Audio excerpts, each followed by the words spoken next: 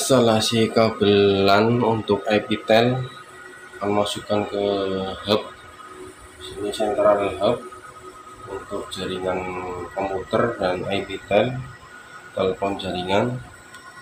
Ini karena penambahan jadi saya tarik langsung, dan kabelnya sendiri juga berbeda. Ini adalah kabel Cat6e Belden. Saya akan crimping, saya masukkan ke port hub yang masih kosong untuk menghidupkan IPTEL jaringan telepon.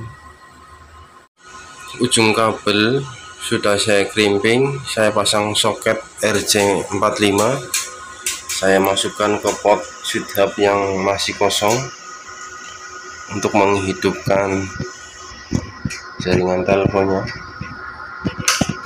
Sudah masuk, tinggal kita pasang IPTEL-nya telepon menggunakan jaringan IP namanya IPTEL menggunakan soket RJ45. Akan saya pasang di ruangan rapat.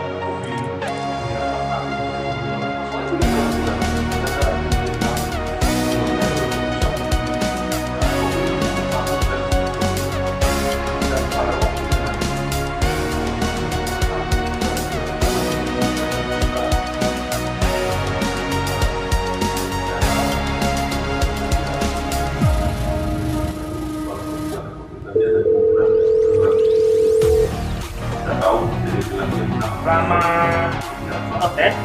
Sore, testing, Iya dia. dong rapat. Apa lalu nih ya? Iya, ya,